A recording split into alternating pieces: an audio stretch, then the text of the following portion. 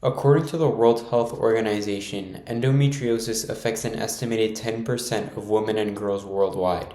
Often painful and chronic, it is a condition in which the tissue lining of the uterus implants outside of the uterine cavity.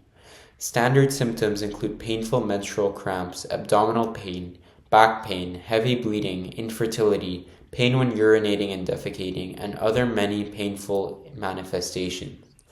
Affecting around 10 to 15% of women of reproductive age and being the primary cause of morbidity among premenopausal women, endometriosis negatively impacts physical and mental health, quality of life, productivity, and places a heavy financial and social burden on patients, families, and society.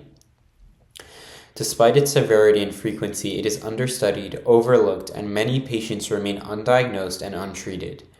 Diagnosis requires surgical biopsies such as laparoscopy, which individuals from lower income backgrounds have reduced access to.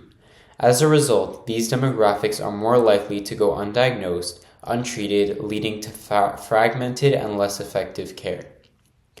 This project aims to examine whether endometriosis-related emergency visits and surgeries follow trends in terms of socioeconomic status and ethnicity. A primary objective is to determine which communities are the most impacted by care gaps in analyzing U.S. public health data and articles on the economic impacts of endometriosis. Analyzing these trends is crucial to addressing fundamental issues in the healthcare system, particularly for women and low-income individuals. This study used PubMed, Google Scholar, and Medline to retrieve articles related to socioeconomic patterns in emergency visits. Following PRISMA guidelines, keywords such as endometriosis, emergency service, hospitalization, surgery, laparoscopic, disparities, and socioeconomic were used. A total of 70 PubMed articles from the last 10 years utilizing secondary data on the economic impact of endometriosis were found. These were individually screened by title to rule out irrelevant ones, filtering 54 and leaving 16. Abstract or full-text analysis was then performed, resulting in 6 total relevant articles. The included articles referenced the cost of endometriosis-related surgery and the medical impact of delayed diagnosis and treatment. 4 of the 6 were retrospective cohort studies and 2 were systematic reviews. These statistics were organized in a PRISMA flowchart. After recovering the 6 most important articles, they were arranged for proper analysis to better understand the different patterns related to the topic. This method was the most efficient for finding and analyzing relevant articles. 3 of the 6 articles analyzed mentioned the cost of endometriosis-related surgeries, such as laparoscopies, laparotomies, and hysterectomies, as well as indirect costs. One article noted that the total direct medical cost of endometriosis per patient ranged from approximately $1,459 to $20,239 per year in 2022, with another article mentioning an average of around $12,118 in direct costs and $15,737 in indirect costs. The first article also noted that diagnostic delays noticeably increased the cost of dealing with endometriosis patients. Patients with diagnostic delays of less than a year reportedly had total direct medical expenses of $21,489, whereas those with delays of 3 to 5 years had $34,460 of medical expense, which is approximately 160% more costly for patients with delayed diagnosis. Women with endometriosis reportedly had a lower salary and experienced smaller salary growth. Another article claimed that all healthcare costs during the pre-diagnosis averaged approximately $20,376. Similar to the first article, this one noted that the diagnostic delays significantly increased the costs. Very few articles touched on the medical and financial impacts of diagnostic delays in endometriosis patients, but it is definitely worth noting. According to one of the articles, diagnostic delays greatly increase your likelihood of emergency room visits. 92% of patients had an endometriosis-related emergency room visit during the pre-diagnosis period, and they found a higher prevalence in this in women who had longer diagnostic delays. The same article mentioned that compared with those who experienced shorter diagnostic delays, patients with longer delays face a substantially greater clinical burden, characterized by more endometriosis-related symptoms as well as a higher economic burden as mentioned earlier.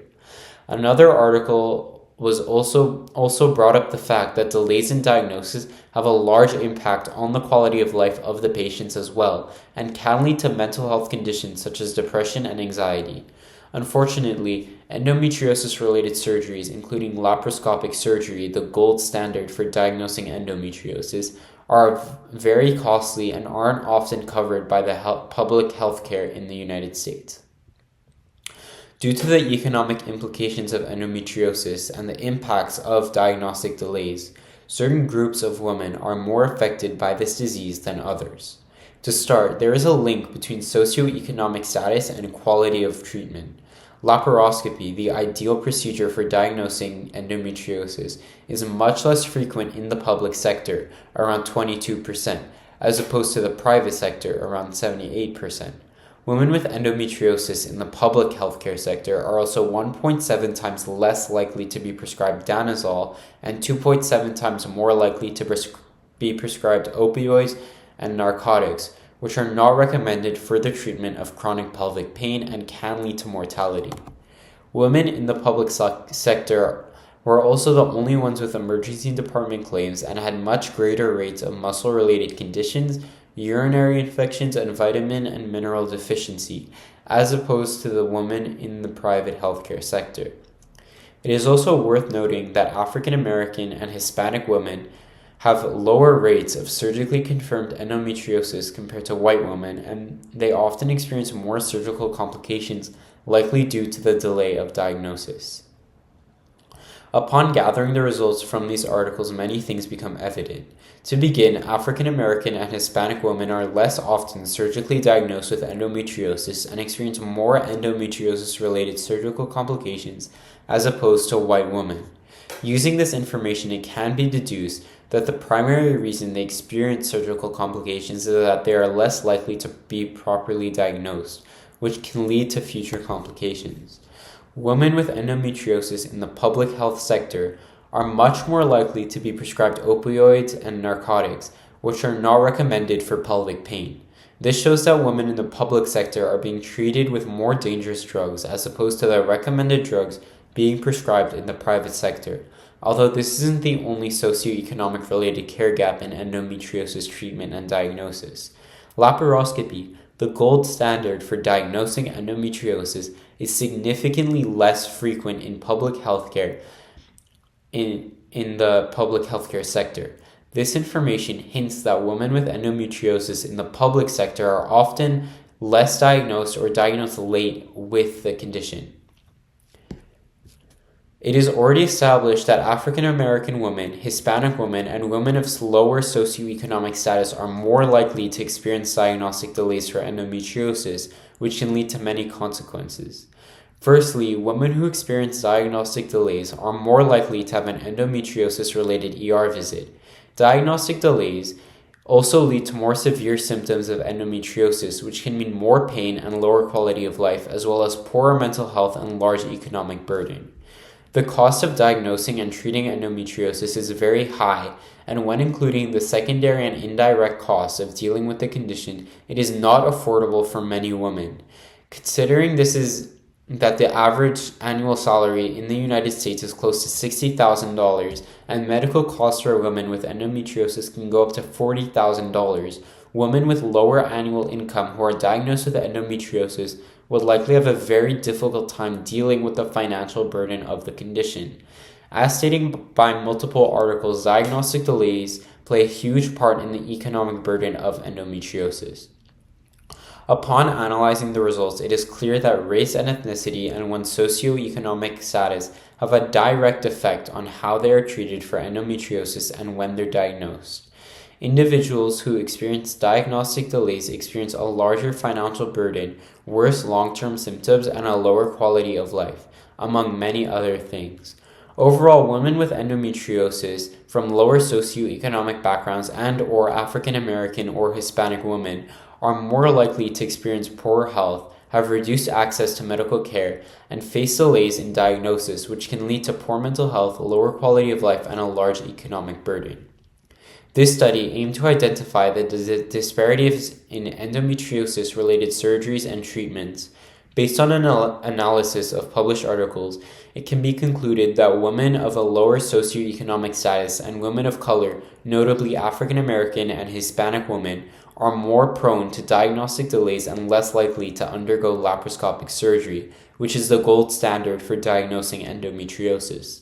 The results indicate that these groups of women are less likely to receive the care and the treatments they need to live comfortably with the condition, which can lead to long-term financial, medical, and lifestyle consequences.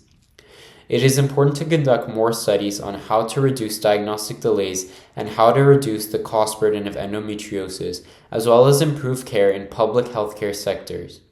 One way to avoid misdiagnosis and delayed diagnosis is to focus on teaching future doctors more about endometriosis.